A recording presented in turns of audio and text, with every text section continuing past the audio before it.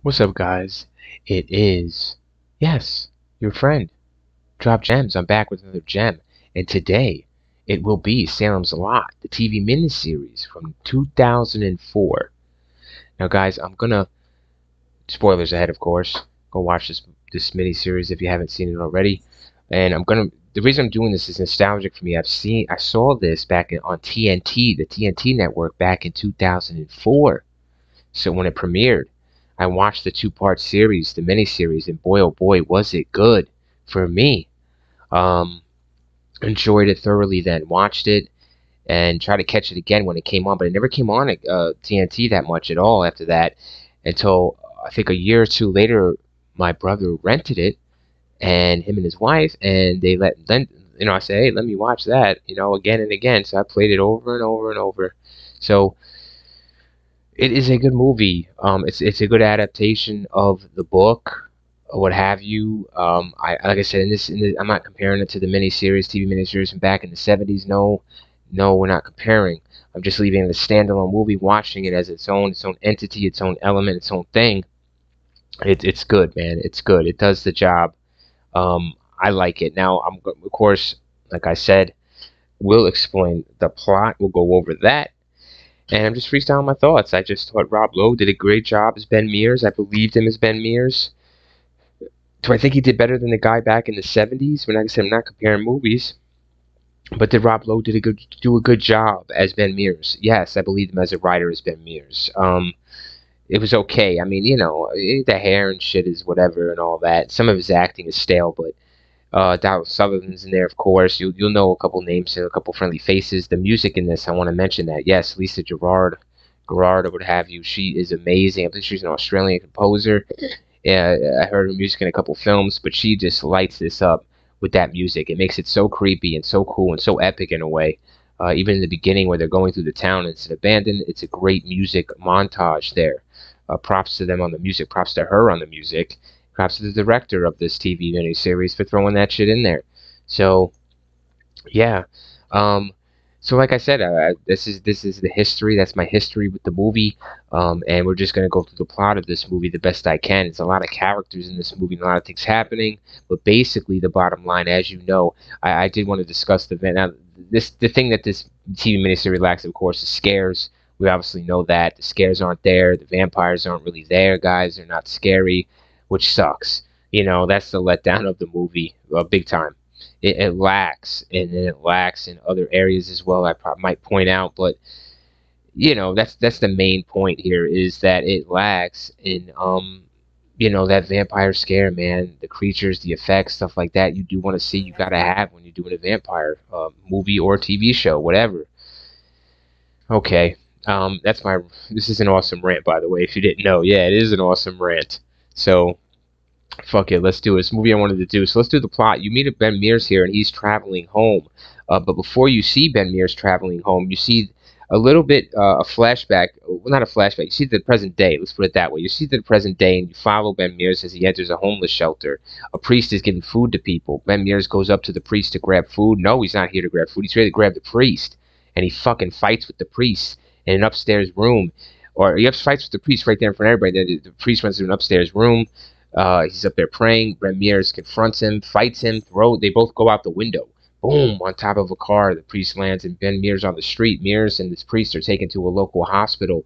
This nurse now is kind of weird because he's taunting Ben Mears and saying, oh, I'm a Christian too. Why don't I let you die or some shit like that? Because he attacked the priest. But you don't, does the nurse really talk like that, guys? Like, does he really taunt the people that come in the emergency room like that? Like, that's fucking stupid, and I didn't like that at all. But he taunts him so he could tell him the story. So what Ben Mears says is Jerusalem's lot.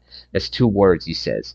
And then Ben Mears starts to tell this nurse his story, and he's telling us that's this story, and he's narrating what's happening. And you see an opening great scene with the music. It's so good, and it's just so creepy in a way, and the town's abandoned, and shows you, and he's telling you what happened, and he introduces you to the town folk, to everyone.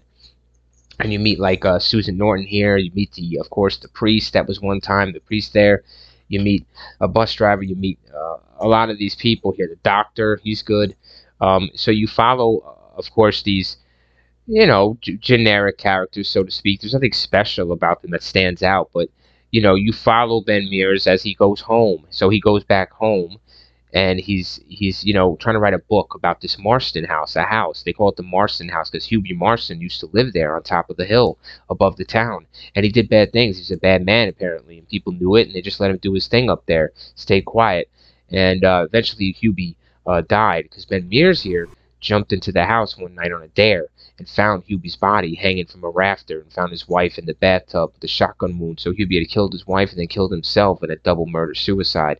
So Ben Mears was traumatized from that. He's been intrigued ever since and fascinated with his trying to get over his fear, his childhood fear here, guys, and write a book about the Marston house and his experiences. So he goes home and meets Susan Norton here at a local cafe, who's a big fan of his. He's a writer, he's well known, and he's in a small town, so he's a big celeb there. And yeah, he invites her out for coffee, what have you, to have dinner. And there's a teacher that he knows from back in the day. It's his hometown, of course. Like I said, don't need to explain any further. Larry Crockett here, this realtor, what he does is there's a new guy that moved into town, Mr. Barlow is called, and he's opening up a shop in town as well. And he just moved into the Marston house because Ben Mears went to Larry Crockett right when he arrived and wanted to rent out the Marston house to do his book in for some inspiration. Why not be in the place you're writing about? But no, because Mr. Barlow here and Mr. Stryker, these two individuals, are new in town, and they just rented the Marston house out of nowhere.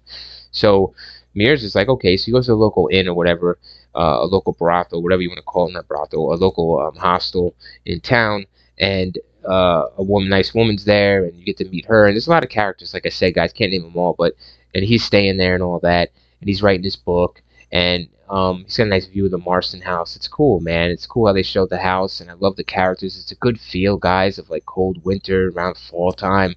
It's just fucking great. And you meet Mr. Stryker here, Donald Sutherland, and you meet him, and you meet a guy that works the garbage. I like him. He's Dud. His name is Dud, and he walks with a limp. And he's just a normal guy, honestly, man. To tell you the truth, he's just a really nice guy, whatever. And he likes this girl, and that's Larry Crockett's daughter, actually, the realtor that sold or rented the Marston house to Mr. Stryker and Barlow. Invited them into town. And what he did was he invited some vampires, guys. These guys are vampires, basically. Well, not Mr. Stryker, but Mr. Barlow is. Mr. Stryker's his pet dog here, watching over him. So, pretty cool. And like I said, you meet Dud, and Dud has it running with Mr. Barlow. Mr. Barlow, Rucker Howard, comes out and confronts Dud and says, Dud, I can make you better. I can make you whole again. I can make you not walk with the limp, and I can make you get the chick you want. So he gives in. The vampire bites him, of course, turns to, so as you see here, Mr. Barlow comes out at night, and here too the kids are kidnapped. It's a big thing in the movie. The kids are kidnapped. Of course, Mr. Stryker took them from Mr. Barlow to turn them into vampires, and so a lot of people are infected with the vampire virus, so to speak, in this town, slowly or surely, and people aren't coming outside as often. Houses are just draped up at night. Not at night, during the day. People don't come out. Businesses are closing around town. People are disappearing. Garbage cans are left out. No one's picking up the garbage. It's getting nuts. So Ben Mears realizes this, and a couple other people in town do see this. And they basically, a kid in town, goes to the Marston house because he's like, you know what, a vampire visited him a couple days earlier, so he's like all alone on this, and he says he's got to take him out. He don't want the kid coming back the next night, so he fucking goes to the Marston house to take care of this problem, and he meets Susan Norton, Ben Mears' love interest there, and she's gonna go in too because Ben Mears was talking about it or something, pointing to the house as for a beacon for evil men or something. So they think all the cause of their problems in town, the disappearances and all that, is from the Marston house and the people that just moved in. So I mean, you don't have to be a fucking detective to figure that out, do you? So they would know. They're townspeople. It's not Ben, obviously. He just came to town. So anyways, they go into the house. Susan Norton and Mr. Petrie here, that's his name, is whatever, Mark. So Mark Petrie go in with Susan Norton into the Marston house, and of course Donald Sutherland is waiting, and he takes Susan Norton and Mr. Petrie here hostage, and ties Mr. Petrie up to a chair. But Mr. Petrie's able to outsmart Mr. Stryker and free himself, get the jump ambush on Mr. Stryker, and knock him out. Um, and get away and go to Ben Mears and tell Mears what the hell happened and tell him get to the Marston house to save Susan. He does. He mans up with a couple of his friends throughout this film. They were following him, and he was trying to tell them about his feelings that there might be bad things happening. They ran into a couple vampires on their way to prove it, and yada yada yada. So they ended up going as a crew to the Marston house to save Susan, but it's too late.